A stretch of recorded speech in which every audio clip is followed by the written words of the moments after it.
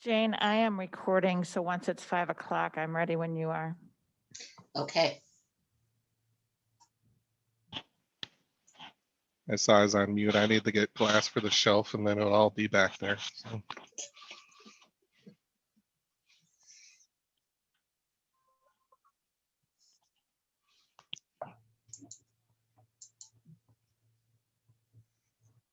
Okay, we're recording. We will call the meeting to order. There's Tashidra, she's joined us. And I would ask Lou to note roll call.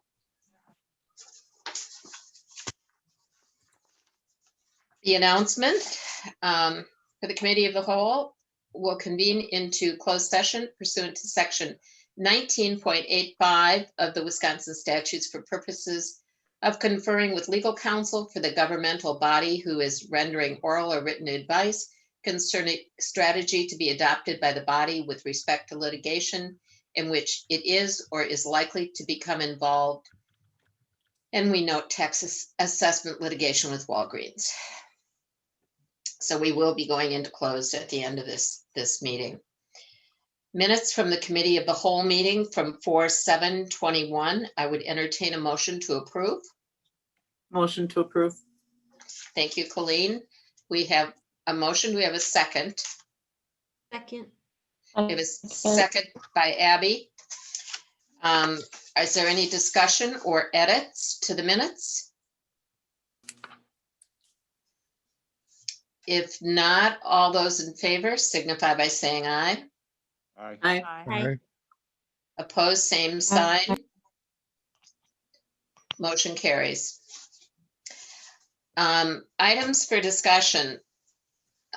Lou, if you want to put that first PowerPoint up on the screen and share it.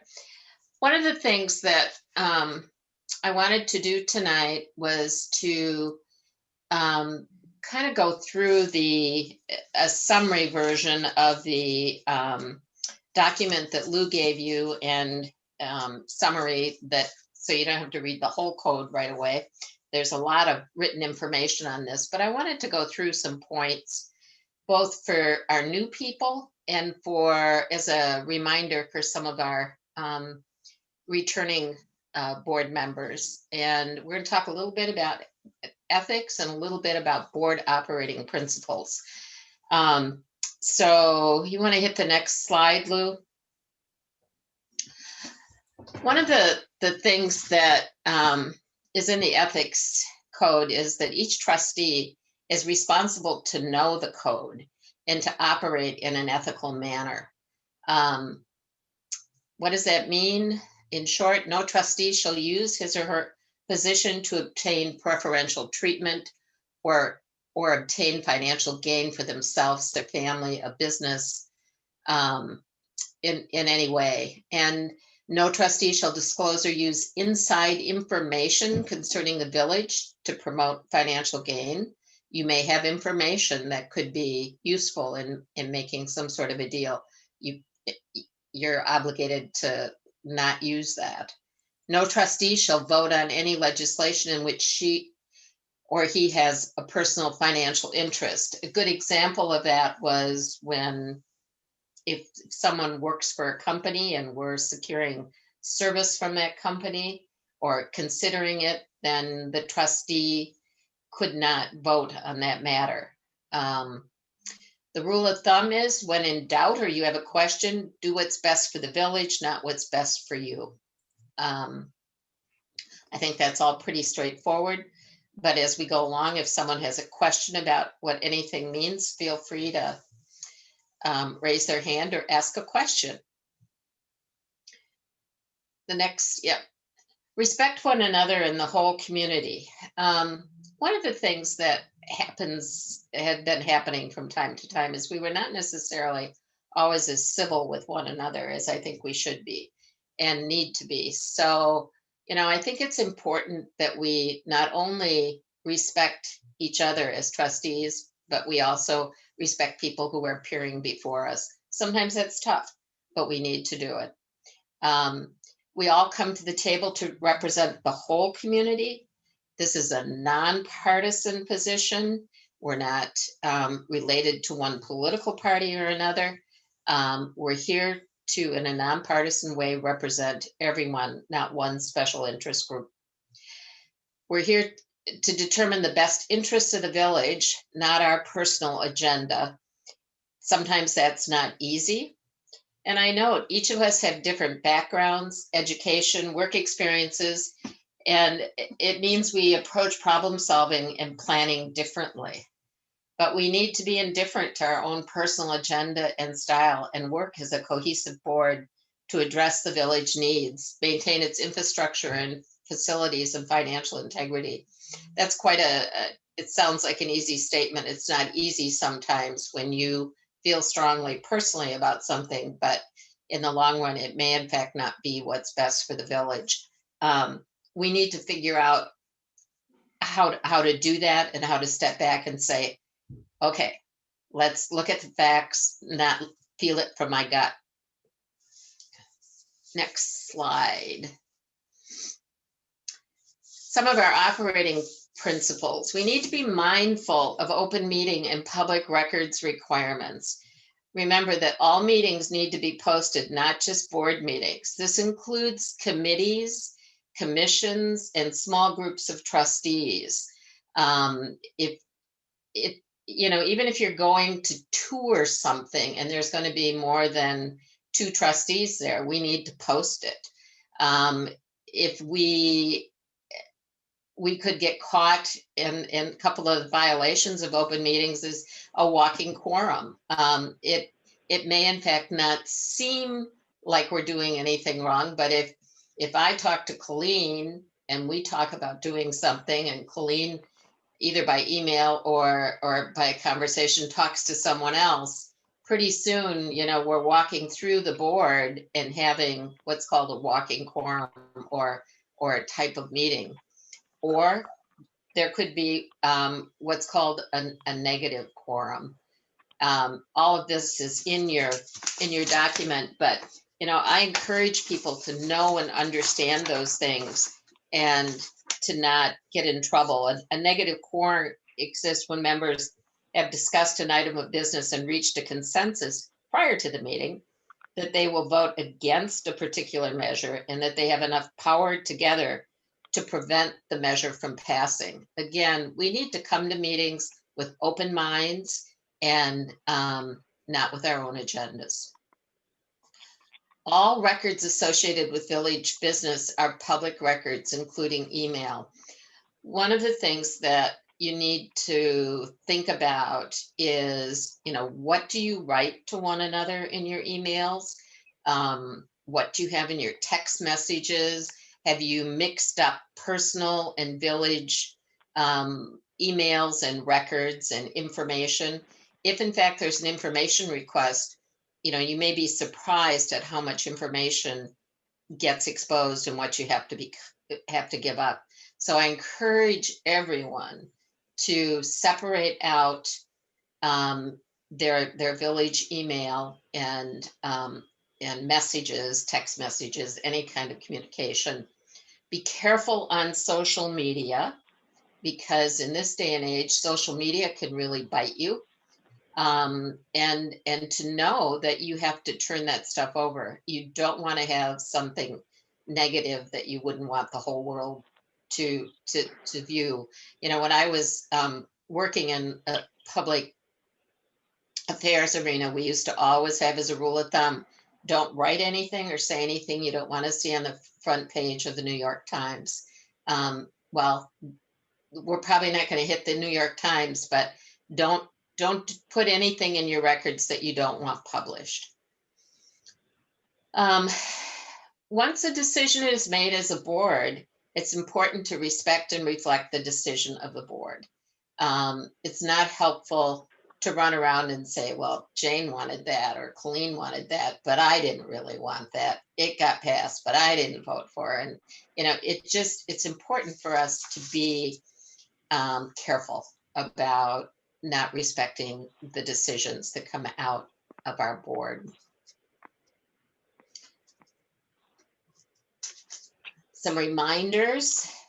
and I'm very, very concerned about this. We've seen, and I think Bill talked to us about the fact that we saw Wanakee get bit on this. Closed sessions generally for purposes of conferring with legal counsel, discussing contracts or matters of personnel. Confidentiality coming out of closed or during closed is critical and needs to be strictly adhered to. Any session documents should remain in Village Hall and be properly disposed of. It's just a very dangerous thing for people to not respect a closed session. We have them for a reason. Media relations, any actions taken by the village or any village business should be handled by the village president, the village administrator, or Corey Hoffman, our PR director. We don't need to be speaking to the press on behalf of the village. In fact, it's not something we do. If you ever have a question or you have been contacted by the media, call Corey. She's- meeting hesitation.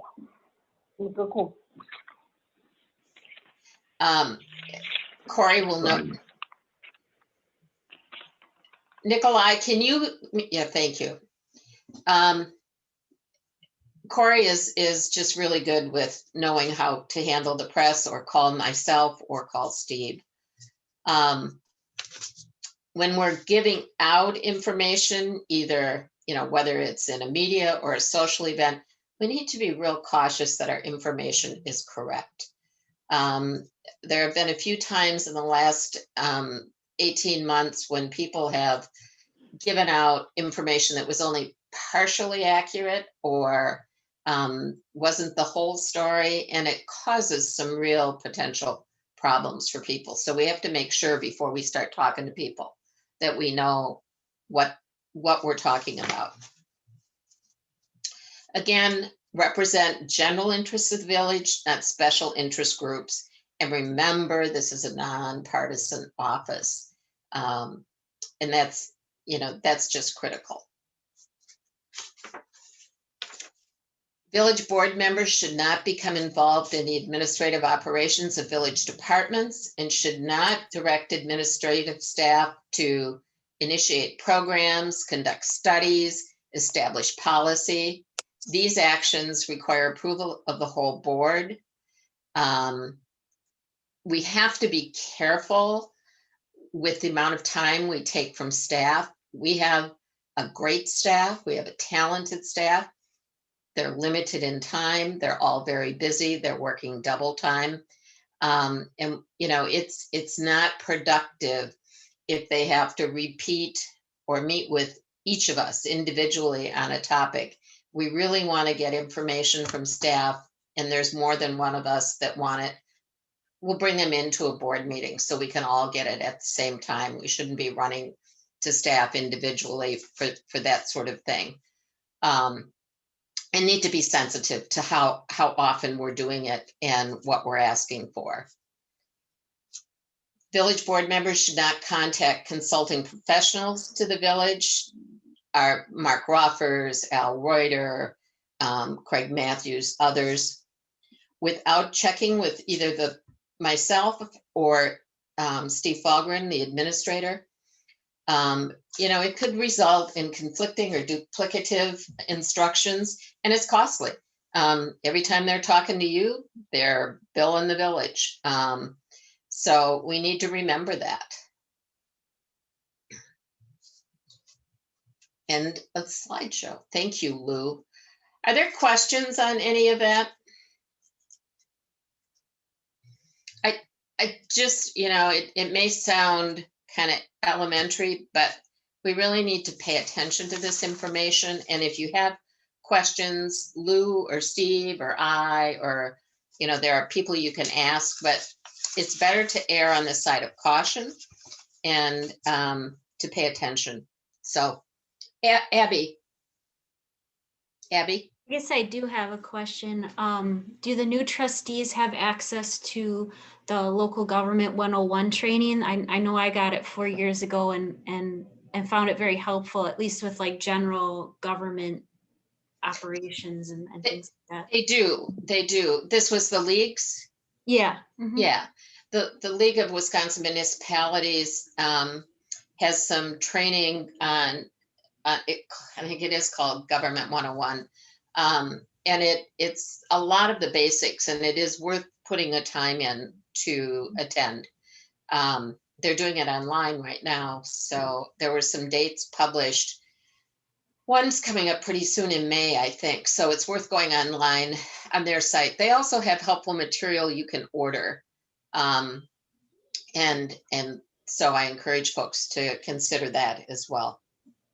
Thank you, Abby. That was a good point. Gene, Any I other- have a question. Yes, Jim. So I remember many years ago, there used to be like a breakfast get together, say at DeForest Family Restaurant, and that used to be noticed because there'd be enough trustees going there. But my memory was, and correct me, does it matter if it's a quorum or not that have to be noticed? Yeah, Or if there's is more it, than say, like three. if somebody comes to my house that's a trustee, that you mentioned like about 2 people?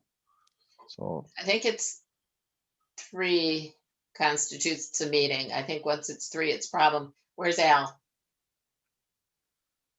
I'm here.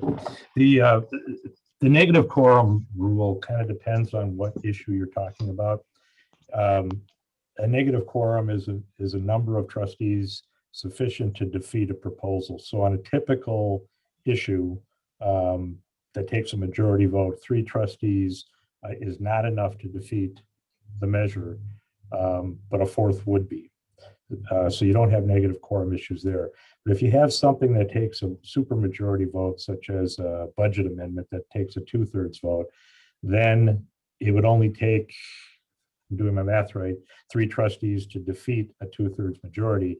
And therefore, even though 3 trustees is not a majority, they are a negative quorum because they could result in the defeat of the motion. So it all depends on what you're talking about and what the vote requirement is for that particular item in order to determine what a negative quorum would amount to. Okay, thank you. Did that answer your question, Jim?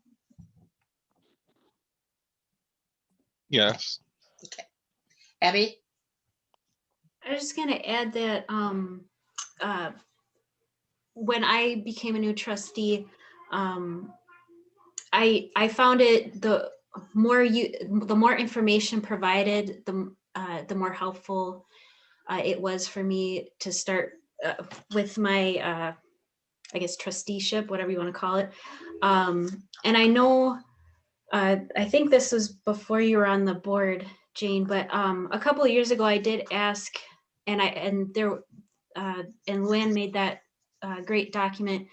I asked for more information or like a manual for like new trustees, because I know I personally I found it, I was lucky that I had a lot of great conversations with different village staff like Steve Kelly at the time, Greg, the police chief, and that was very helpful. But I just felt like there was other things that I didn't know I should know. And I don't know if there's at some point, if we wanted to consider a manual or some kind of collection. I know we have that document that Luann made, and I appreciate that. But I guess if there's any more information that we can provide, it's useful, because I know it's just a lot to learn, and you do learn some of it as you go along, but some of it's useful to know from the get-go. So I also appreciate this PowerPoint and your information now related to that. Thank you. And that is a good point. And I have 3 tranches of information that I'm going to be sending out over the next month. But, people can gather that in one spot. And we may find another way to do it. Thank you, Abby. Rebecca, is that you? Yes, that's me. Along the lines of what she's talking about, is there a hard copy of a code of conduct? I don't know that there's I'm sure there's one at Village Hall, but It is online. I haven't been Um, able to find it so far. All I've been able to find is the ethics. If you go into the document that Lou handed out when you were sworn in, there's a link to it. And also there is a link on the website to it, to ordinances. And so I think you should be able to find it. I Is can it email spec- it out, Jane. Okay, Okay, thank you. great. Yeah, because I was looking all over the place and I just could not identify it, so. Okay. Well, Lou's the keeper of all knowledge and where things are located, so she'll be good. Other questions? Okay. All right, well, don't ever hesitate to ask a question if you have a question about any of this stuff. It's better to ask than to have doubts or to not take action because you weren't sure. So it's good to ask. All right, are we good there? The next thing I wanted to talk about was committee appointments. And, I have to tell you that when Judd told me this was one of the harder things he had to do when he was village president, I went, oh, really? Well, it is. It is difficult. Everybody on this board has skills and interest and experience, and there are limited places to put people. So trying to balance things and find where to move people and where to place people is somewhat of a challenge. I am making a proposal tonight for where I think we should appoint people who are on the board. There will be a whole nother round of appointments that I'm working on that are non-board people that are going on to commissions and committees and things that we need to go through that are up in May. And I will get those going right after this, but I wanted to provide to you tonight my suggested appointments. They're not to be acted on tonight, but I wanted to get them out there so people can review them. One of the things that we're doing this year is creating 3 ad hoc committees, and these ad hoc committees are, clever. I've defined it. I pulled it right out of the dictionary. It's a group or a committee that's assembled to address a specific issue or need. A committee formed for a task or objective and dissolved after the completion of the task or achievement of the objective. Ad hoc committees are able to provide in-depth review of a topic, problem, or issue and bring recommendations to the board. These bodies are going to be advisory only. They have no authority to make decisions separate from the village board. However, they do have the ability to do some more in-depth work and research to help get the board up to speed and able to really have the information necessary to make good decisions. The other thing I will say is a while ago, the village board eliminated some committees that frankly were meeting kind of just to meet. And staff were putting a lot of time into keeping those committees going. And it just wasn't a very, very helpful situation. I'm not trying to recreate those committees, but I am trying to create some committees to do some work that I think needs to be done on the village board, and also provide an opportunity for some of our board members to get involved in areas that are important both to them and to us. So we'll talk about that a bit tonight, and we can change these. I'm putting out the 3 committees that I think make sense, but it's open for discussion. So we're going to run through that tonight, and then I'm going to talk about where I put people. You'll note, and just let me say up front, I don't do slide presentations very well, and I don't do spreadsheets very well. So feel free to be critical or just ignore my mistakes. So the first committee is on an ad hoc committee on infrastructure. Review and assess infrastructure needs, provide input on capital improvement plans, discuss budget implications and potential funding options, and probably a lot of other things. You think about the infrastructure of the village, and it's everything from water to facilities to roads to sewers to all that stuff under the ground, flood control. There's just a whole lot of stuff. I would see the staff being Judd and Greg, and I would see that this group would meet at least quarterly or more, depending on the desire of the group. But I think that there's some area that needs some work, and people have asked questions about, and I think it could be a very helpful committee.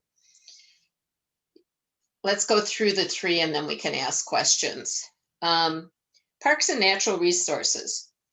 Poor Reese. We want to review parks and rec plans and assess unmet needs, gaps in services, opportunities for new parks and amenities, discuss potential opportunities to enhance village natural resources and expand ways to enjoy them. Could be, done in partnership with developers, could be done in partnership with the DNR. I mean, there's just a lot of opportunities out there. Staff, I'm suggesting Reese, and to meet at least quarterly or more as determined necessary. And frankly, depending on the length of these committees, there are times when there may need to be frequent meetings and then back off when there isn't a reason to meet, but I'm hoping they'll come together at least quarterly. The next one is comprehensive plan.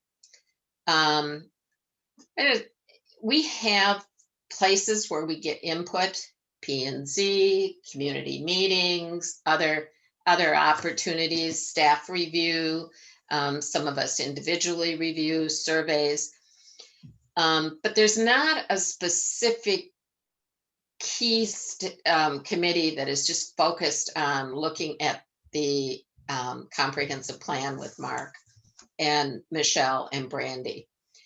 So I'm recommending that this group could assess the plan as it's developed and provide input and comment. Doesn't eliminate the need for the other input, but I think this group in particular could really dig in. Work with consultant Mark Roffers and key staff to determine how to best support the plan.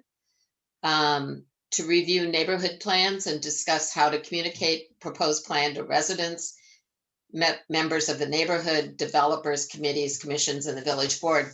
One of the things we've experienced in a number of instances over the past couple of years are neighborhoods saying, well, I thought the plan said this, or I didn't know that plan was out there and what its impact was. And so I'm not sure we can reach everyone, but I think it's worth trying to figure out how we communicate some of that information. Again, meet regularly during the plan update and at least quarterly following the completion of the plan. So those are the three committees I was suggesting. I don't know if there are others or if people have questions or suggestions for the purpose of these committees. So let's pause for a minute and ask if there are any questions.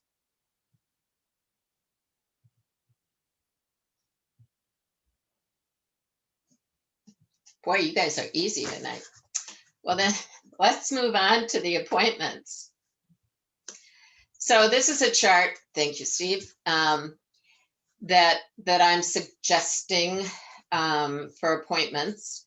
I'm suggesting that Jim Simpson stay on P&Z. He's been there for 15 years, Jim, and that he be joined by Colleen Little. I had been on planning and zoning, and so had Jason. And so I'm not able to do as many committee assignments as I need to. And in addition to this list, there are others that I have to pay attention to. So I'm asking Colleen to join Jim. Jim and Colleen should be a good pair. Public safety, I'm asking Tashidra Allen to take as an appointment. The Community and Senior Center and the Half Century Club, I'm asking Abby to consider. And on the Community Senior Center and the library, we're going to talk a little bit down the road about our agendas for those organizations. Excuse me.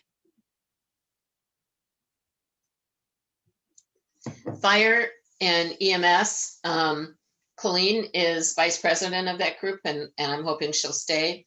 I will stay on that group. That is one committee where Bob Whipperforth is there, and it's sort of awkward if I don't stay on it. Library, I've asked Bill Landgraf to consider that appointment.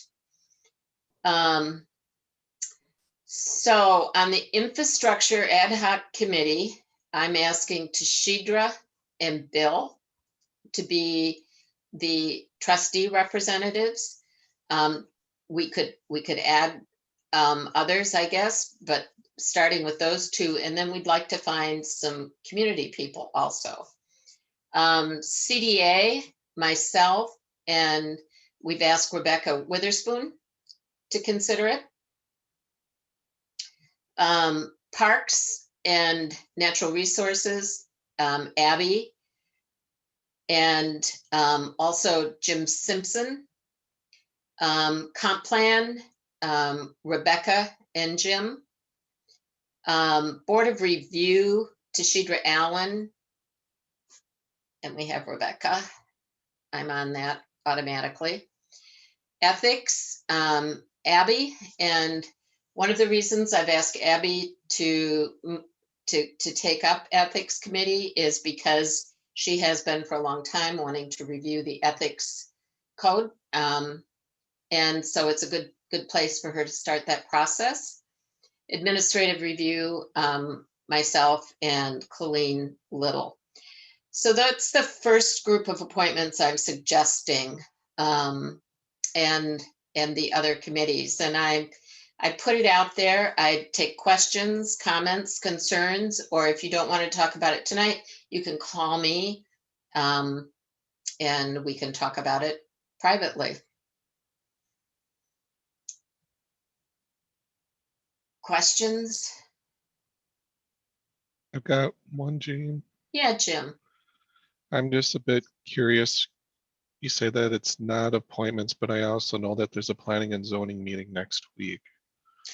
And I Yeah. think it's fine because I'm already a member, so I'll be going regardless, but Yeah, I'll go next week too.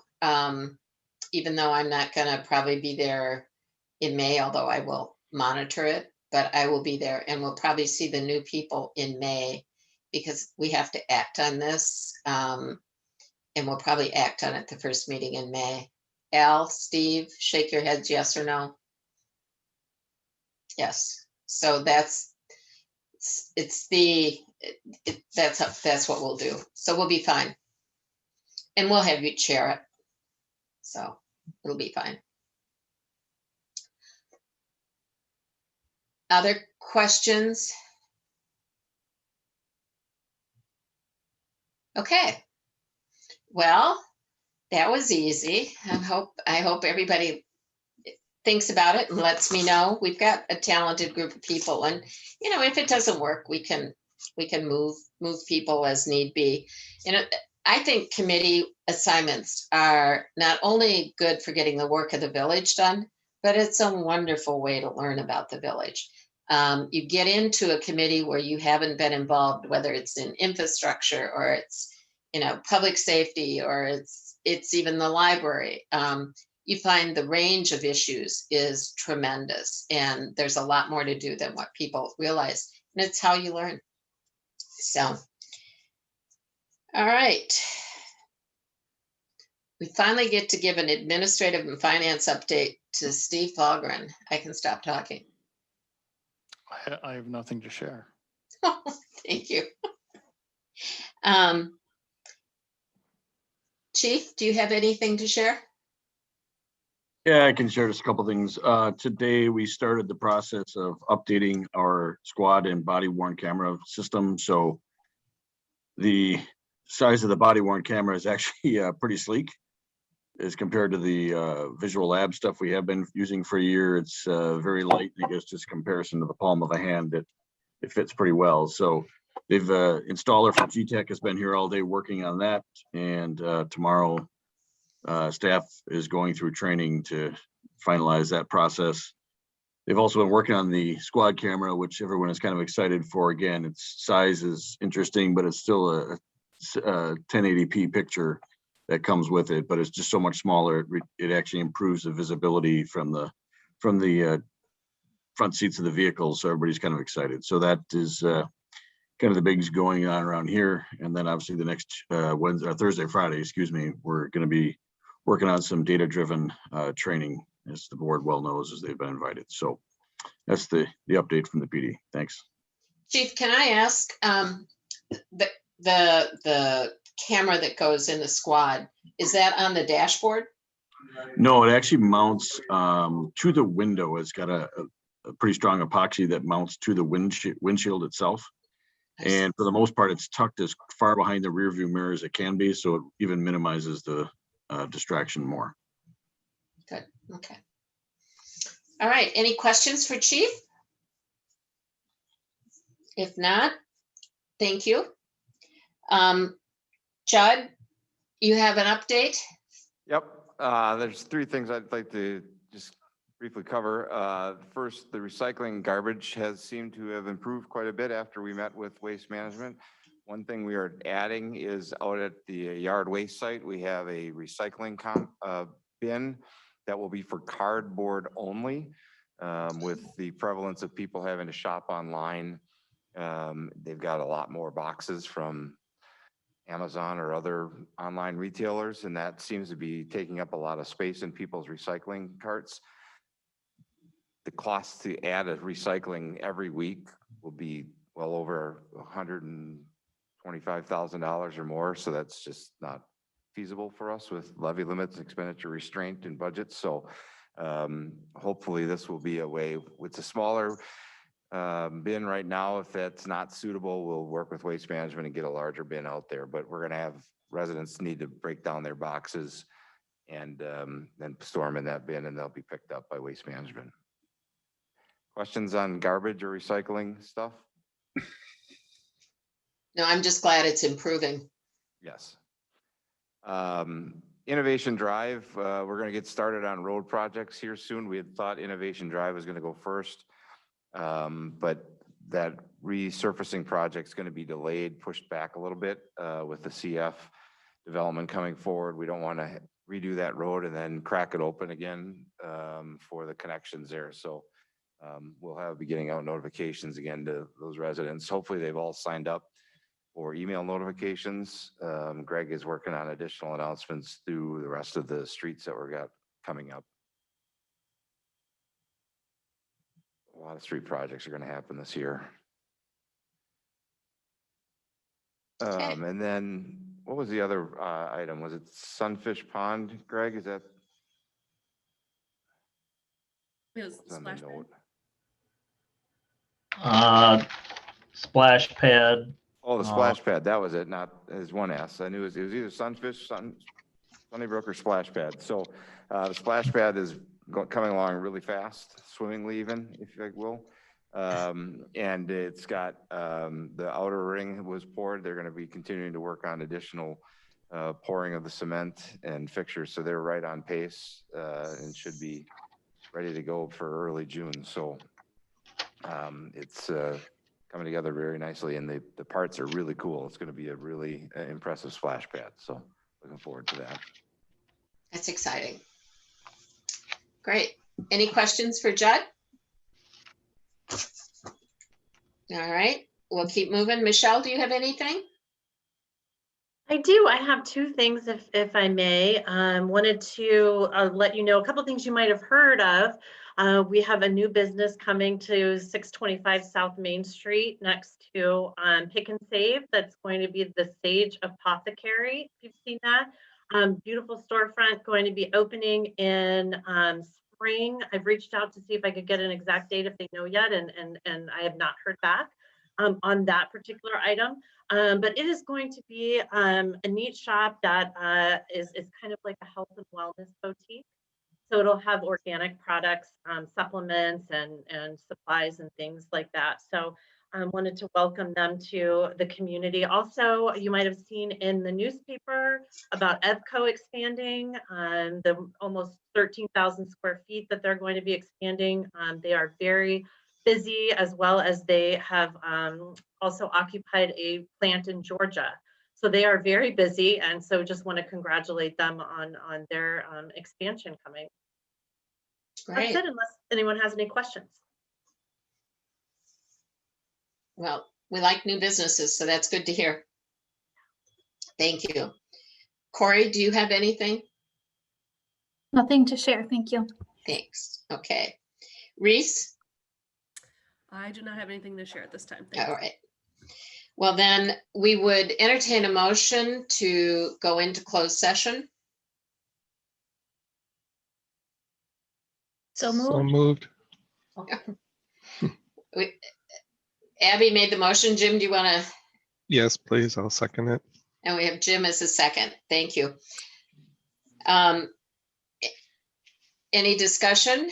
If not, all those in favor signify by saying aye. Oh, no, we Jane, need we roll gotta call. do a roll call. Roll call. Never mind. I caught myself. I'm sorry. Yep, trustee Allen, Aye. trustee Landgraf, Aye. trustee Lowry, Aye. trustee Little, Aye. trustee Simpson, Aye. trustee Witherspoon, Aye. President Wolfgram. Aye. Okay, I'm going to go ahead and take those people into the breakout room. Steve, I gotta do this just quick. Note for the record that the motion carried. Motion did carry. Thank you, Al.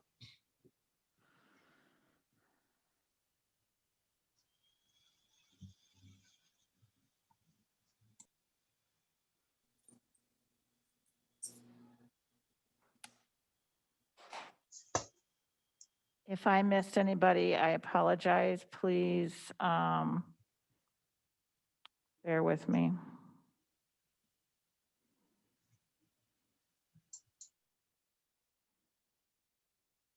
Anybody?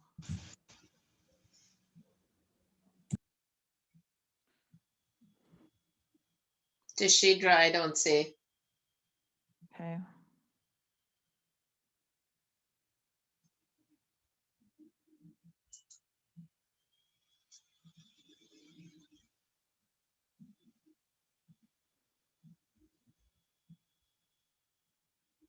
Thanks, Steve. There she is.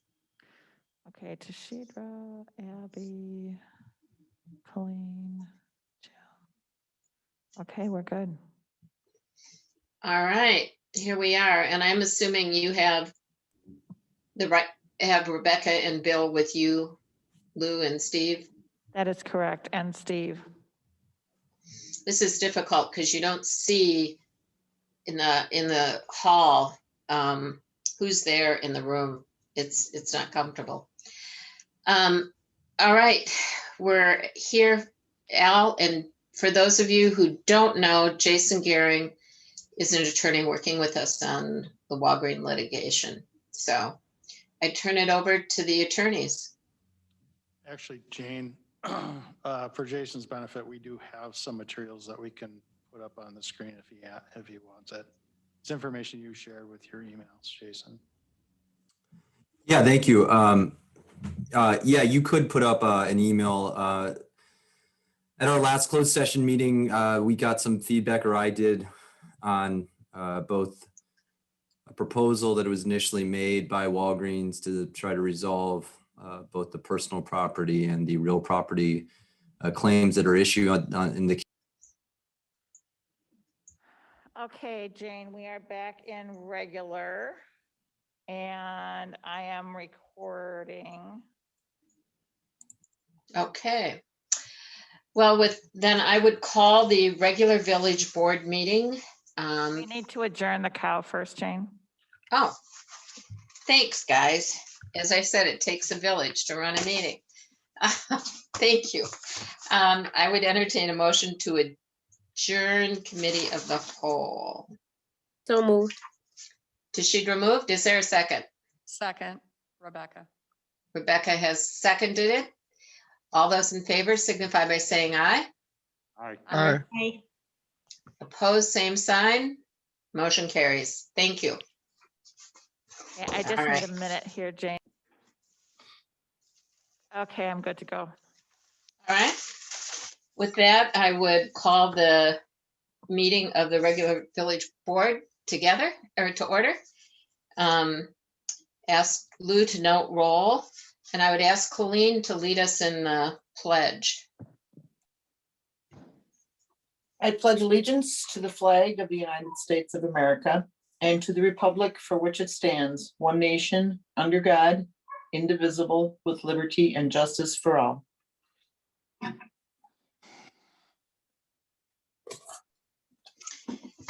Thank you. Announcements.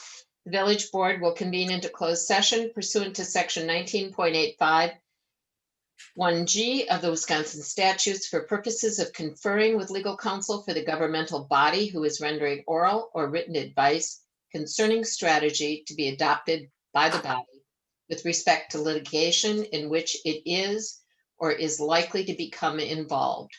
Note, tax assessment litigation, Walgreens. Thank you. And a consent agenda.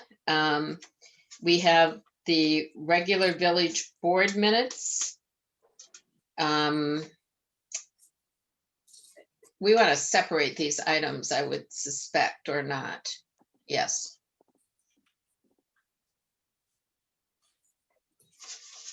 All right. I would entertain a motion to approve the minutes of 4/7. Motion to, Or Abby second. Okay, we have a motion and a second. Lou, did you get names? Did. All right. Any edits, corrections, comments? If not, all those in favor signify by saying aye. Aye. Aye. Aye. Opposed, same sign. All right, item 5.2, approval of special event permits. Luann, Nothing to say for either special events. It's up to the village board to approve or deny. okay. Do we want to take these individually? They're not debatable unless a motion to separate them is made, so they should be taken up as one item initially. Thank you. All right, Motion to approve the special event permits. we have a motion by Bill to approve the special events permits. Is there a second? I'll second it. We have a second. Is there any discussion? I had a I have question. one comment. I see Abigail raised first. Abby. one. Yeah. Oh, thank you.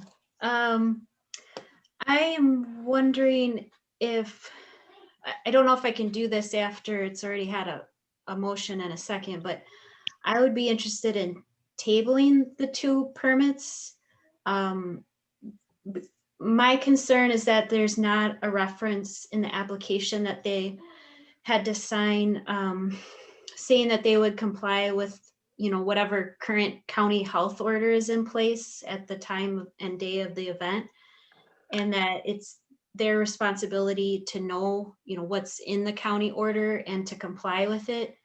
Because otherwise I feel uncomfortable voting in favor without that acknowledgement on their part, and also acknowledgement of, wanting to take safety precautions, but also acknowledgement of needing to follow whatever the current health order is. Thank you, Abby. Let me call on Reese before I go back to Jim. Reese?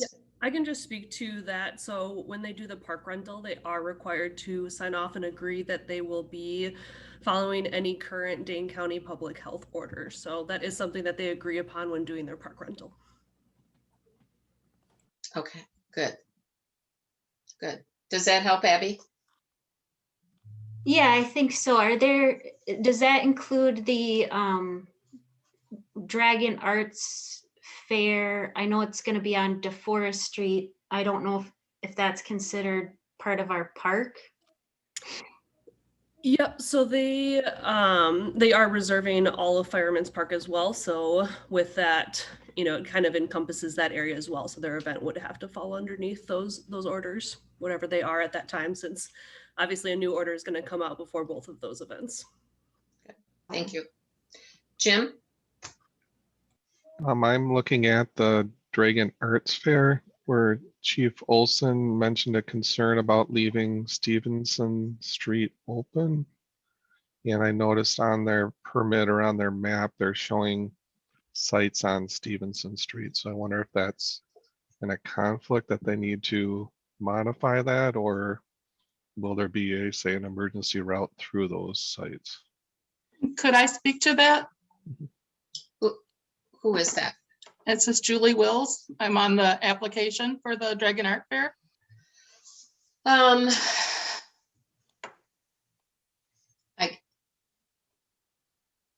guess, did you sign up for appearances?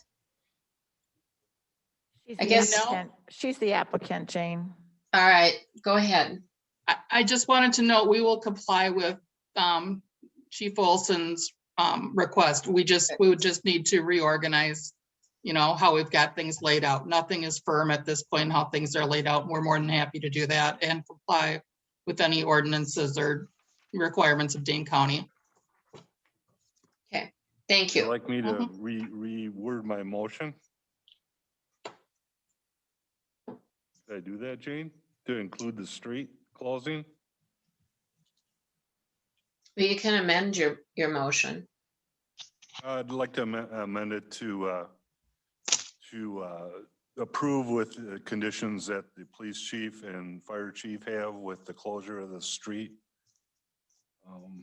That the street remains open in question. That's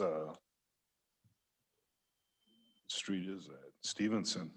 That Stevenson remains open. Does the seconder accept that amendment? I think I may have been the seconder. If I was, I would agree with that. Okay, thank you. All right, we have an amended motion. Is there any further discussion? Could I If ask not- a quick question? Got Sorry. a hand up at the village hall. Yeah, I realized I turned it off there. With regard to the carbon 4, I just had a quick question related to, I noticed I couldn't see anything about a licensed bartender and whether or not the openings to the event, including to the area where the bathroom is going to be at, are there going to be monitors to ensure that people are not exiting with open intoxicants and that people aren't entering without having paid with their wristbands? All right, we have a question. Who feels qualified to address that? I can try to tackle it. In my discussions with Carbon 4 and Mina, they do plan to have the 2 entrances that would be monitored and checking IDs, doing the wristbands. So while the bathrooms would be open to anyone in the general public, my understanding is that alcohol would not be beyond the point of where they're looking to have that area kind of fenced off. So it will be monitored, those openings will be monitored to ensure that. Okay. Yes. And I can say we've worked with Carbon 4 before, and they have been pretty responsible vendors. We've not had any issues with them that I'm aware of. Any other questions? If not, All those in favor signify by saying aye. Aye. Aye. Aye. Opposed, same sign. Motion carries. Thank you. Appearances before the board.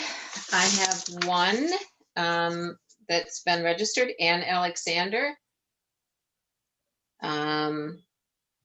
Is Ann with us? Yes, I'm right here. Oh, I'm sorry. People move around on these Zoom screens, so I apologize. There you are. Please go ahead. And, we try to keep it to 3 minutes and then give a chance for board members to ask questions if they have any. Okay. And can you Thank you. please state your name and address for the record? My name is Ann Alexander. My address is 820 Clover Lane, DeForest. So I would like to propose that the village board consider adding an ordinance that property owners be responsible for removing the snow around fire hydrants on their property. Just like a homeowner is responsible for removing snow from the sidewalk in front of their home and within a designated period of time, so should the homeowner around a fire hydrant. And some things I just kind of want to mention are other communities do this, such as McFarland. It is a safety issue and it makes it harder for the firefighters to put out fires, obviously, if they have to dig around a hydrant first. Homeowners may not realize this is a safety issue, and I believe some of them don't even know who's responsible for them to be cleared. And the village will clear around fire hydrants if someone brings it to their attention. But even with that, it can take days for them to remove the snow. And then it remains a safety issue during that time. And if the village does remove the snow, I feel like that the money spent towards their wages could be better used aside from removing snow around homeowners' fire hydrants. And I would suggest, if this is something that gets approved, that the community could bring it up in different mailings and things that go out to homeowners via a website, or already things that get mailed out to homeowners. And if we are consistent with our expectations for clearing fire hydrants from snow, like we are with sidewalks, I feel people will comply and be happy to help. Sidewalks are shared by all, and so are the fire hydrants.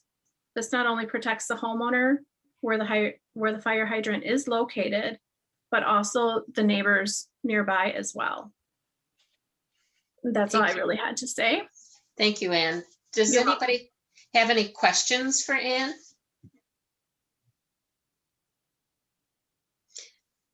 I had one question, and maybe it's Judd will know the answer to this. Don't you guys now clear fire hydrants? Does our staff? Judd left us. No, There Judd's here, sorry. Our staff doesn't necessarily clear fire hydrants. They will if it's brought to their attention, but it's if they're in our areas that we have, we certainly do clear the fire hydrants, but it's not something that we're actively doing. Okay. Any other questions? Abby? I was wondering, I appreciate Ann being here and speaking, and I was wondering if you could share how often you've noticed, big piles of snow near hydrants, at least in your neighborhood. Sure. I know last year, there's one that's just across the street, a couple houses down, and that never seems to get cleared by the homeowner. And I did call the village about it, and they're very receptive and they're very happy to help. And they did say that it was going to take days to get to it because we had quite a bit of snow and a lot of them were covered. So it did take about a week and a half. That was also when there was a big cold snap too. It was really, really cold. So that was, they did come, but it took some time. And then the year prior to that, I did have to call as well because that one didn't get cleared. And then I've kind of noticed more driving around too. I'm seeing more and more, now that I'm paying more attention to hydrants not being cleared. Some are and some aren't. So I think it is a problem. And I do know from speaking to other people that they don't know that it is their responsibility. And technically it's really not because there's nothing in writing with the village yet. All right. Well, thank you. Are there any other questions? Otherwise, what I would recommend is we put it on a future agenda for discussion and action. So thank you, Anne. Thank you. All right. Are there any other appearances, people wishing to appear that haven't registered yet? Okay, well then we'll keep moving. We're moving on to old business, discussion of potential action to return to Zoom for village meetings. This is a whole board discussion. We had decided last meeting to return to the village hall for our meetings in person. As you can see from the picture that we have of Village Hall, where we primarily see Judd or Lou, the way our cameras are set up right now and our microphones, it's very hard for all of us to be in that room and to be visible to the public. I haven't hardly seen much of Bill. I've seen Rebecca. She looks like she's in a distance. I'm not being critical. I'm just saying that was an issue. You received a memo from me saying until we figure out how to resolve this, it's pretty hard for us to return in person. Part of the issue is we still have to be 6 feet apart. We still have to be masked. And we have multiple people that use Village Hall, the court system, the P&Z, others, although, Jim would, I'm sure, be amenable at P&Z to some changes. It's very hard to have to reset the cameras. It costs money every time. And so, we felt like the public would not see all of us, would not have a good view of what was going on with the meeting, and that at this point it was felt that we would probably do better seeing faces on Zoom.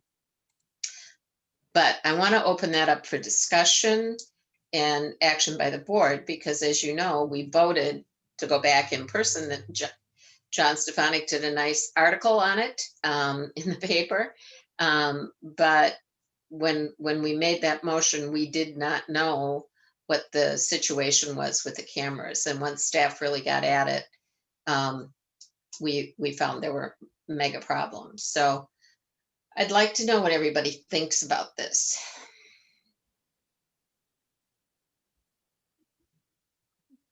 Jane. Rebecca. Here. Well, after being here, I kind of flip-flopped back and forth trying to decide, did I want to be down here tonight or did I want to be just on the regular Zoom? And I decided tonight I just wanted to see what it was going to be like. And I think until we get all the technical things and this COVID stuff or whatever, I'm okay with whichever direction you feel it would work best. Because I agree, it is kind of odd not being able to see everybody here in the room on the video. Yeah, thank you. Jane, can I just make one clarification? Yes. The issue really is having people sit 6 feet apart and be on camera. We don't have enough camera positions and have everybody be 6 feet apart for this to work. Once the Dane County lifts the restriction for 6 feet apart, being here will no longer be a concern. Okay, thank you. Colleen? I think if we're logistically not able to meet in person, then we might as well stay Zoom or hybrid if you like. I have no issue with not being able to be there if we just can't accommodate it. Thank you. Others? Abby? I just ditto what's been said so far. Yeah. Good. Deshidra? Yes, I was just lifting my hand. I agree with the overall consensus. If it's not logistically possible, that we should just resume the Zoom. It's been very challenging tonight to know who's talking where, and it just feels a little disjointed. And it looks like Lou is putting forth way more energy to try to accommodate the Zoom and the live. And I just think that that's just an undue burden on her as a resource. So I would agree that meeting via Zoom is what we need to do until we can logistically move forward as a cohesive team. Okay, thank you. Anybody else have something to say? Otherwise, I think we actually need to make a motion because we had a motion to return in person. So if we're gonna change that, we need to actually take action. I would make a motion that we return to Zoom meetings until we can logistically be accommodated at Village Hall. Thank you. Is there a second? Deshidra seconds. Thank you. We have a motion and a second. Any further discussion? I got one question. Jim? Looks like Steve is too. So when we say return to Zoom meeting, does that mean we would not have a presence at Village Hall, or would we have a single person there in case public shows up? We would not need to have a body at Village Hall. Everything would be done online. Okay. Steve? So It really is hard to see hands in Village Hall. I'm sorry. just a clarification, are you looking for this to be added to the agenda in the future to make a future decision, or when we learn that the county allows it to happen, we just send notice to the board saying, come on back? That makes sense. That works. Colleen? Yeah, I would, once they lift that 6-foot thing, just let us know and we'll be back. Is that reasonable? Al, do we need to put that in as part of the motion? Well, the motion as it stands right now would return to Zoom meetings until you took further action. Okay. So if you want to put a contingency on the deadline for that, or a contingent deadline that, it ends when X happens, you could do that. Otherwise, you could just put it back on the agenda when it appears to be time that you want to make a change. Okay. I like All right. legal mind. So we have a motion and a second. Any further discussion? Yes, so I just had one quick question. So are we amending it to have a definitive date? Or are we gonna put it back on the agenda again? I feel like if the only reason we're not meeting is because logistically the cameras can't accommodate. And as Lou said, once the distance restriction is lifted, we can accommodate. I would much rather just have a definitive date rather than putting it back on the agenda to discuss. But I don't know if I'm able to say that, which I already did. We don't have a definitive date as to when Dane County will allow us to not socially distance 6 feet, but we could say when the restriction to socially distance is removed.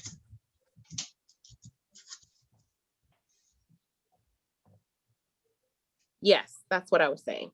Okay. Are you amenable to adding that to your motion, Colleen? Why, certainly. Thank you. How about the seconder? Rebecca Are you- seconds. Why, certainly. Steve's got a hand up. Oh, sorry. All right, Steve's got a hand up. who has it? Steve, Oh, hi, Steve. I'm sorry. that's okay. I kind of created that. Then I'm having different thoughts here. So Luann's going to post in the paper and we're going to have postings up on public spaces about where or how this meeting is going to be held. So that might confuse the public as well. If we say it's a Zoom meeting in the paper and then all of a sudden it's, we can still have the public observe in Zoom. Al, do you have any thoughts, or Lou, do you have any thoughts on how that impacts things?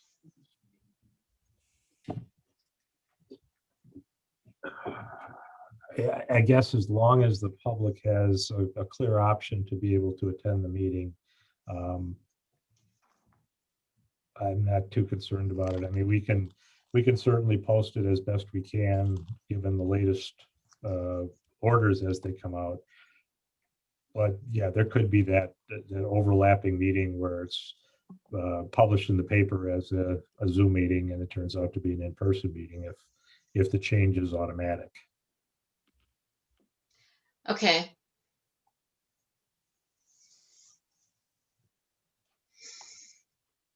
So we're okay with it being automatic as long as people have a way to participate.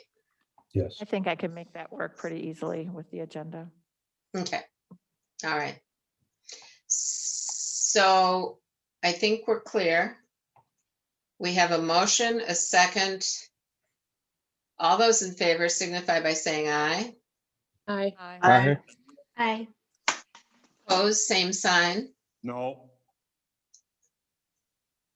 Was that Bill? No.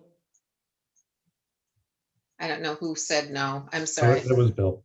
Okay. All right, motion carries.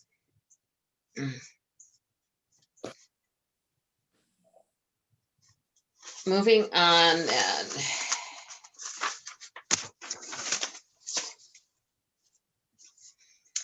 Item 8.1, Nicole Hotman came to us and request for financial assistance for fence and tree planting. We had looked at this or heard from her last week or last meeting, I'm sorry, and put it on for action. I would open it up for discussion, and I would also ask at some point Al to comment on it based on the information that he's sent me that I'd like him to share more broadly. Does everyone know the issue? Okay. So the question is, she's looking for $7,500, is it? Yes. Dollars to pay for the cost of fencing her yard to block the view of the park play equipment. So, Al, Rebecca, you have your hand up. Do you want to go first? Sure. I have some concerns with approving this. I think it opens the village up to, if we're going to be fair with the public, that while I empathize with her situation, anybody that's along that path, if we set a precedent with her, we're potentially opening ourselves up to have to say yes to anyone and everyone who requests that along any of the paths in our trails. And I don't think the village or the taxpayers are ready to take that on. And I don't know that is, I don't think it's a good use. Now, if it were just to do something like put up some trees, I don't know that I would be opposed to something like that, because that actually helps beautify the trail. But if it's to be a privacy fence, I think I would have an issue with that. Okay. Hopefully that makes sense. Thank you. Al, do you want to just share your, One of the things that the board always has to keep in mind is that you are trustees of taxpayer money, of public money. And you're allowed to spend that money as you see fit, as long as it's for a public purpose. The public purpose doctrine is somewhat liberal in its interpretation. But in a case like this, I struggle to find any public benefit that would come from constructing this particular fence. It certainly would be arguable if you're putting trees up, that the public gets to see the trees, it gets more oxygen from the trees or whatever, that there is some public benefit. But when you're talking about a privacy fence, the only argument that I heard from the property owner was that it would allow them not to see what they would otherwise see. I can't make a good argument based on what I know that there would be a public purpose served by granting the request that's being made. Those who have been around for a couple of years might recall that we had a similar situation over on Brule Parkway where a property owner wanted the village to regrade a swale that drained his backyard. And the board declined that, again, based on the fact that it didn't provide any benefit beyond that one property owner. So I would caution that this is, unless somebody has some information that would suggest that there's a public benefit, I would suggest you not grant this request. thank you, Al. Other, Colleen? Just one comment, no. Got it, thank you. Other comments? Abby? Yeah, I would agree with what Rebecca and Al just said, and I wouldn't be opposed to like more trees in that park after the playground's in there, just because I think a lot of village residents appreciate trees, and there's not that many right there in Sunnybrook Park. But yeah, I don't think we should be spending village money for a privacy fence. I don't see the public benefit, and as well as trees on her property, I don't think would be that much of a benefit to the village, but possibly if it was on village property in the park and village residents that come enjoy the park would be able to enjoy the shade or just, you know, all the other benefits from trees. Sure, thank you. Any other comments? Otherwise, I would entertain a motion. Abby? Abby, I would make a motion to deny the request. Is that how I should phrase it? Yeah. Okay. Yeah, me too. Is there a second? Bill? Trustee Landgraf seconded. Okay, Bill, when you talk, you need to get really close to the microphone. I'm like 2 feet or 2 inches away. Okay. I took my mask off. It's probably easier without it. I second that. Thank you. We have a motion to deny and a second. Any further discussion? If not, all those in favor signify by saying aye. Aye. Aye. Opposed, same sign. Motion carries. All right, moving on. Jeff Unger's request for installation of USS Wisconsin replica in Veterans Memorial Park. Remember, he came to us last meeting and asked for permission to install. I would make a motion to approve that request. We have a motion. Seconded by Cassandra. Second, any further discussion? All those in favor signify by saying aye. Aye. All right. Opposed, same sign. Motion carries. All right, we're gonna get another memorial. 9.1, ordinance 2021-010, an ordinance creating section 3.06 2D-A of the DeForest Municipal Code prohibiting parking on the south side of South Street from April 1 to November 15th. Chief Olson and Director Judd Blau.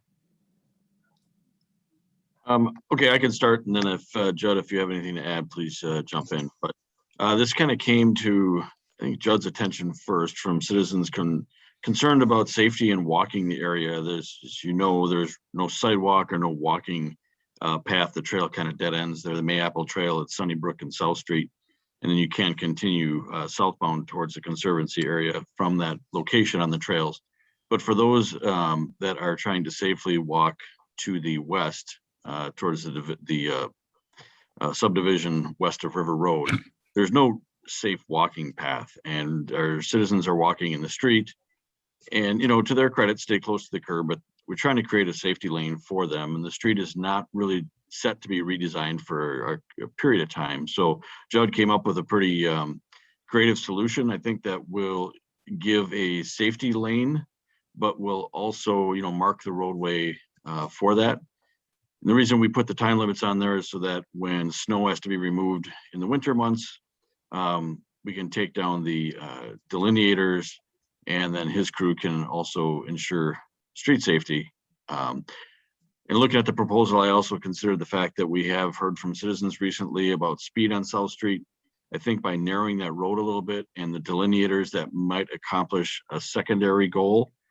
We've been out there enforcing speed pretty much all along, but ever since the matter came back up at a previous board meeting, we've been out with our radar unit, our undercover radar unit, to get some data. And then we've also been out there on foot and in squads enforcing speed. So that's just kind of the overview of the ordinance as it sits in front of you. And Judd, when you do your part of it, will you describe what we would do? Is it painting or is it So- actual? Yep, I'll be happy to. Sorry. We will be putting a line of paint down, I don't know, 8 to 10 feet off the curb line. And that will be the area that are walking. And then we're going to put lane delineators. If you understand what those are, they're like the thin cylindrical cones you'll see in construction sites when they merge, you know, 2 lanes into head traffic for that little bit. We'll have those spaced about every 25 feet or so. So they'll give, drivers will see that, know that that's the area that they should avoid. We'll have a few more down by River Road when people turn off of South Street to help really create that sense there for drivers to know that there's a change in that pattern. But then we can take those delineators down in the fall, allow alternate side parking to happen for any residents that do alternate street parking in the winter months, but then it makes it easier for our guys to clean them. And then we can go back and put the delineators back in again in the springtime. Judd, is it your sense, or Chief, I don't see a lot of parking along there anyway. I drive that way pretty routinely, and there is potentially 1 to 2 cars you see every once in a while. I do see a pickup truck in that area.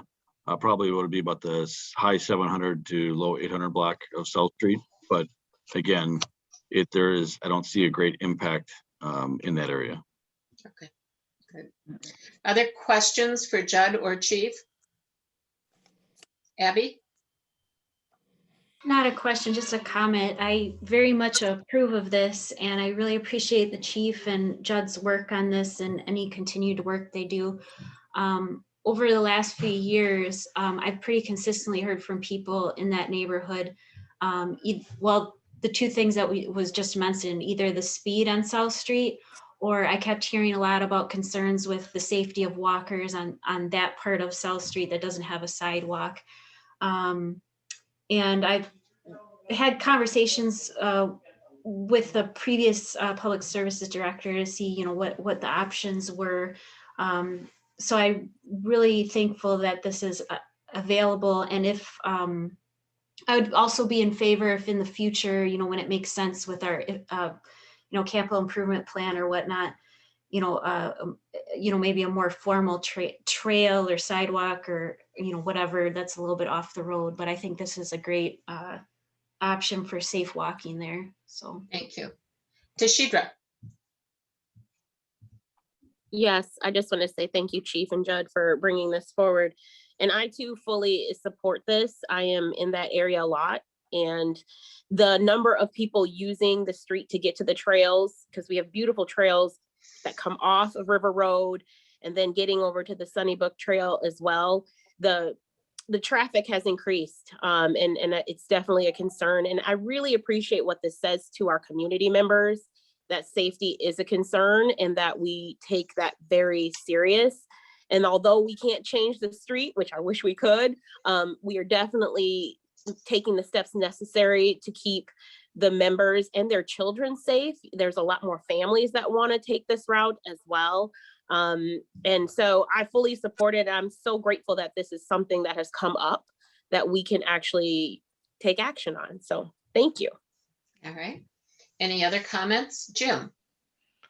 Again, I support it too. I'm a little bit concerned just at the base of my work. I don't know if it's completely ADA compliant, but I do think it's a step in the right direction. But I just want to make sure that this is more or less pitched as a temporary solution and that we hopefully expedite any future improvement for, say, more of a trail type situation that would be, at least in my opinion, a more ADA compliant situation. Thank you. Okay, I would entertain a motion. Motion to approve. Motion by Second. Colleen. Second. I don't know who made the second. Tashidra or Abby? Rebecca. Rebecca, I'm sorry. Fine. All right, we have a motion and a second. Is there any further discussion? If not, all those in favor signify by saying aye. Aye. Aye. Opposed, same sign. Motion carries. Okay, thank you. Presentation of resolutions. Resolution 2021-040, a resolution accepting the lowest qualified bids and awarding a contract for purchase and installation of Sunnybrook Park play equipment. Judd and Greg, you're on.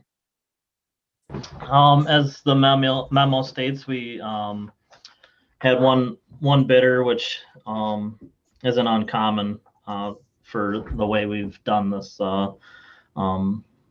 playground bidding.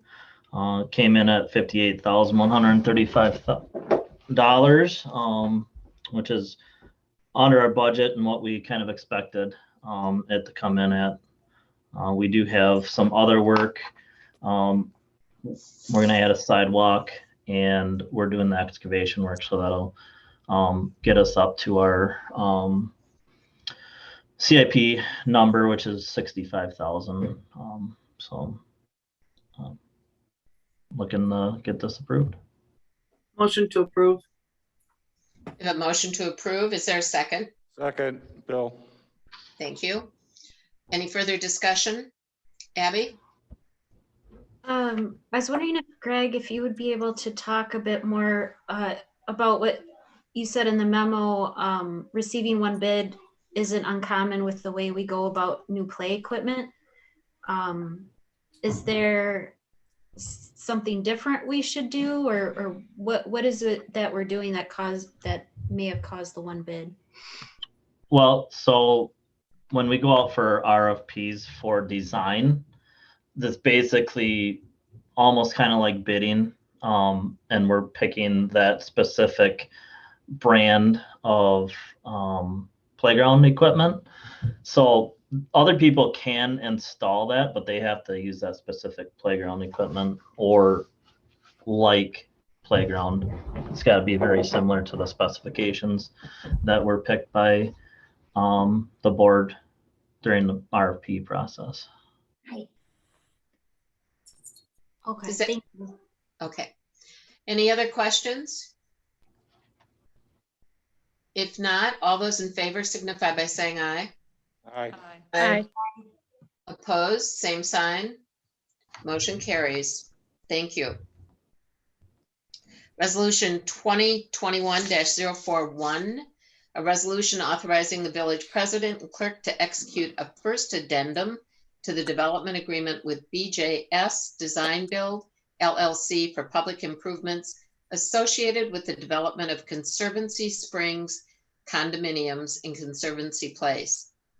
Brandy Cooper. Hi.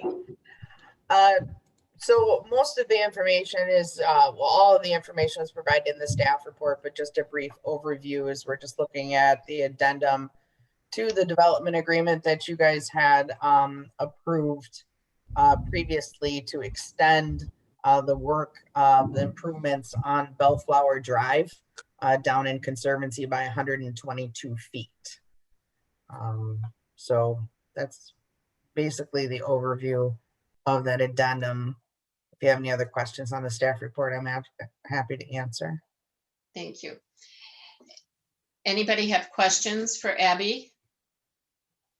That's Brandy. Brandy. Jay needs a cup of coffee. Jane's been taking care of her 8-month-old grandson all day, and you know, I've gotten the carrot out of my hair, but I haven't quite cleared my head. So Make a motion to approve. we have a motion to approve. Do we have a second? I'll second that for Jean. Thank you, Jim.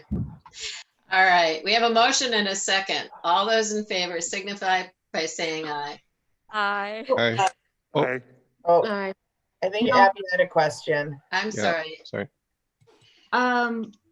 Well, not a question. I just wanted, I already voted no, but I wanted to share why I was voting no.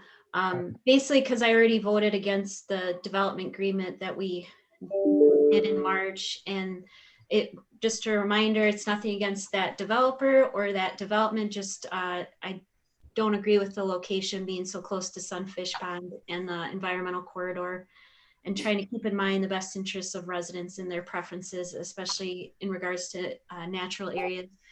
And that I appreciate that we are in the middle of updating our comprehensive plan, which I think will help us clarify how we develop near natural areas. Okay, so you didn't really vote no yet because we didn't ask for no votes. So all those in favor say aye. Aye. Aye. Aye. Opposed? No. That's you. All right. Motion carries. Thank you. Thank you. All right, once I confused the name, it was all downhill from there. Thank you, guys. All right, resolution 021-042, a resolution to approve an agreement for road maintenance project on Gray Road. Judd or Greg, do you have anything you want to add? No, the estimates came in, for Gray Road with Tri-County Paving under 25,000, so we'd like to proceed with that. Rebecca's Okay. got her hand up for you, President. I've got a question. In looking through all this stuff, I'm not seeing any language about liability, negligence, indemnification, insurance, certifications, et cetera, in any of, for this particular one. I saw it in the next one, but I didn't see it in any of this. Is that being required? Yes, guess it should have been in there. Yeah, I saw on the next one from the same company, it's got it, but this one didn't have anything about it. Yeah, it will be on there. The village attorneys did do that for us, so I will make sure it's in there. Yeah, I support it. I just wanted to make sure that that was being in there. Okay, Yeah, all right, I have it right here, actually. all right. All right, do we have Motion motion? to approve. We have a motion by Bill. Do we have a second? Second, Rebecca. We have a motion and a second. Any further discussion? All those in favor signify by saying aye. Aye. Opposed, same sign. Motion carries. Thank you. Resolution 2021-043, a resolution to approve an agreement for a road maintenance project on DeForest Street within Jefferson Square. Judd, Greg? Same thing as this is on DeForest Street.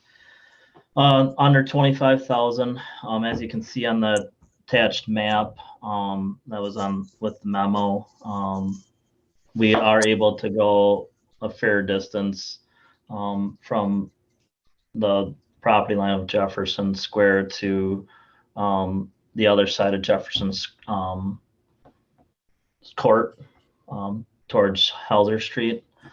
Do you want me to get that up and show that? Or are you guys comfortable with that? Do people want to see? Okay, I think they're comfortable. They're not asking, so. Okay. So yeah, just approval. Abby? Motion to approve. Okay, just a second. With motion by Colleen, do we have a second? Second. We have a second by Bill. Now discussion. Abby?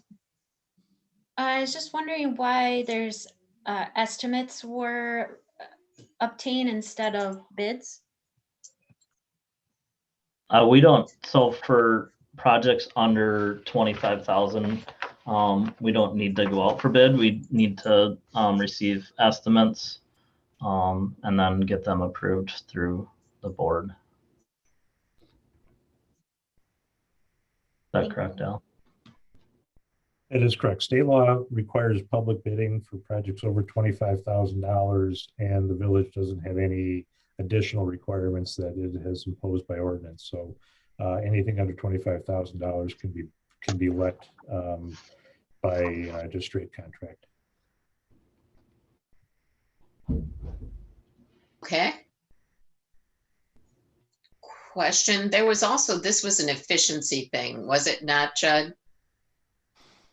I wouldn't say efficiency. It was more, there was a definitive need that arose after the winter season came, that there was some differences that occurred to that road that needed maintenance. And we could have patched it for a smaller amount, but it would not have been as sufficient of a solution and might have put more people in harm's way that would be traversing that area, as there's no sidewalks. So this is a better way to get that accomplished. And then we're moving forward with also completing the agreement we have with the Forest Housing Authority at the time, and making that, it's technically a private road, but we will be finishing it at one point.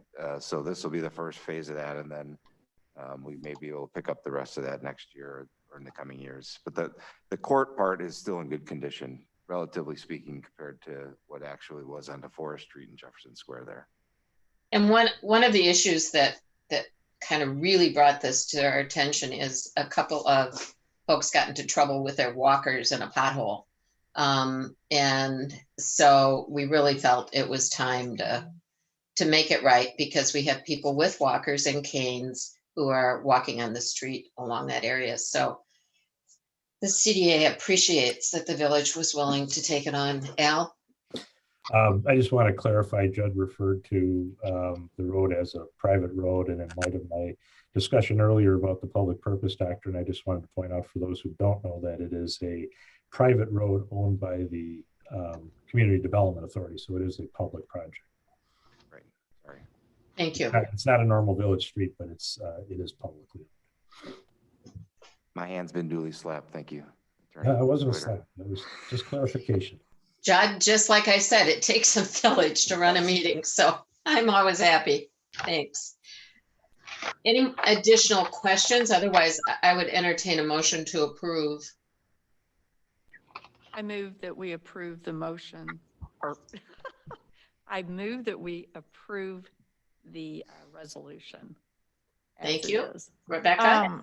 I already have a motion and a second for the DeForest Street within Jefferson Square. Oh, that's right. Who made that motion? Colleen made the motion and Bill seconded. Okay. So we have a motion and a second. Any further discussion?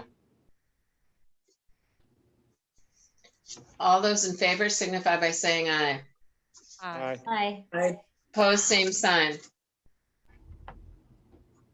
Resolution 2021-044, a resolution to authorize the Director of Public Services to purchase utility easements on Maple Street. Judd and Greg, where is Maple Street? I forgot. Maple Street is off. Maple. Go ahead, Greg. No, go ahead. You got it. Maple Street's off of North Street. It's part of the reconstruction project, and there's the two homes. Maple Oh, yeah. ties into North Street. Thank on the you. Top of the hill. Okay. Is there any comments you guys want to add or information beyond what was in the packet? No, they agreed to the pricing, and we got the project rolling. We had our first meeting for pre-construction on that site, so they're getting ready to start work here relative short order, so. Thank you. I would entertain a motion to approve. Abby, motion to approve. Thank you, Abby. I'll Is there a second it. Jim, Simpson. second. Thank you. Any further discussion? If not, all those in favor signify by saying aye. Aye. Aye. Opposed, same sign. Motion carries. A resolution 2021-045, a resolution authorizing the village deputy administrator clerk to execute a release of utility easements within East Metro Business Park. Brandy? Sorry, I didn't get to the unmute button fast enough. So this is for a parcel that's located actually within the town of Burke that the village has extraterritorial zoning district jurisdiction. And so we combined parcels through an approved CSM back in February to take 6 parcels into one. There were sewer and water easements located in the parcels. And those are no longer needed when combining this into one. So this is just removing those easements from the centers of the lots. Okay. Motion to approve. We have a motion by Colleen. Is there a second? Second, Bill. Second by Bill. Any further discussion? If not, all those in favor signify by saying aye. Aye. Aye. Aye. Opposed, same sign. Motion carries. I would ask anybody who's joined us by phone to please mute if they're not speaking. Jane, that's to Shedra. She's on a landline. She can't mute. Oh, sorry. I just hung up. I'm having connected. Are you there, Tashidra? I know she's having a lot of connection issues, so I was just trying to troubleshoot with her. Hopefully she'll be able to get back on the phone or through her iPad. Okay. Okay. All right. Committee, commission, and board reports. You had minutes in your packets for planning and zoning minutes, public safety minutes, library board minutes, and Forest Area Joint Community Center Commission minutes. Administrators report. Steve, anything? No. Okay. Update regarding DeForest Area Library. Is there anything from the library, Abby? Nothing new to report. Okay. Forest Area Community and Senior Center. We've lost Nothing Tashina. at this time. Okay. Thank you. You all moved again. It's so weird with Zoom. You shift on me. Community Development Authority. Michelle, is there anything you want to report? I don't think so. We had the conversation about the village, the CDA staff becoming village staff, we will be bringing that back to you with some information, some more details. So that was when we had our last meeting, April 13th. So that was a item of discussion, and I think that's about it. We're going to be starting, actually one thing, on May 4th, we'll start talking about redevelopment, which I know our CDA members will be very happy to hear. We'll be talking to you on May 4th about that, and then at their next meeting, discussing it on May 11th. So they're all excited to be getting into redevelopment. Thank you. Michelle, do you want to talk about the parcel transfers? Oh, sure, Al. So there are some parcels that they were formerly under the redevelopment authority's ownership. And so those we had voted at the last meeting to bring those back to the village. They were all kind of parcels that didn't have any redevelopment value. There were some that were roadways. There were some that were, I think, retention basins and things like that, stormwater basins. So the CDA voted to transfer those back to the village because they make more sense under village ownership. And so that will be coming to you, I believe, either May 4th or the one after that. Al? Does that sound about right? That sounds right. Okay. Thanks, Al. Well done.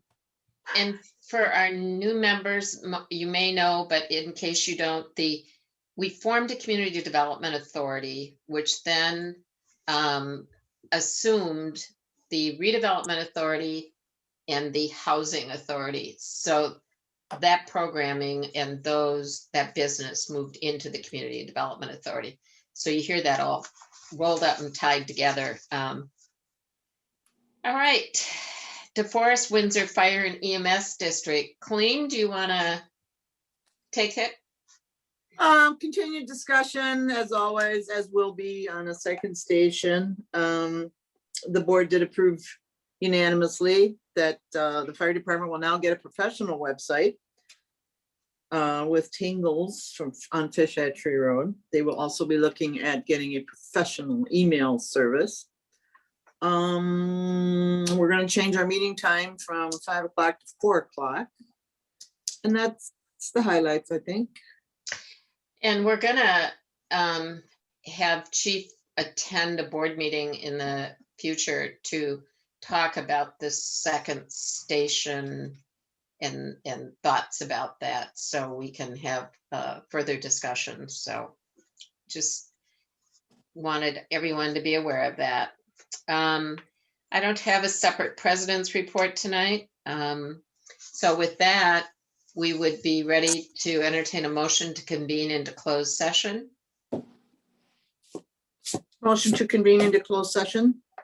Colleen, is there a second? Abby, second. Thank you, Abby. Motion and a second. Can we have roll? Certainly. Trustee Lowry, Yes. Trustee Little, Aye. Trustee Simpson, Aye. Trustee Witherspoon, Aye. Trustee Allen, Aye. Trustee Landgraf, Aye. President Cahill Wolfgram. Aye. Okay, I'm just going to need a moment to stop the recording and I'll take you to the other room.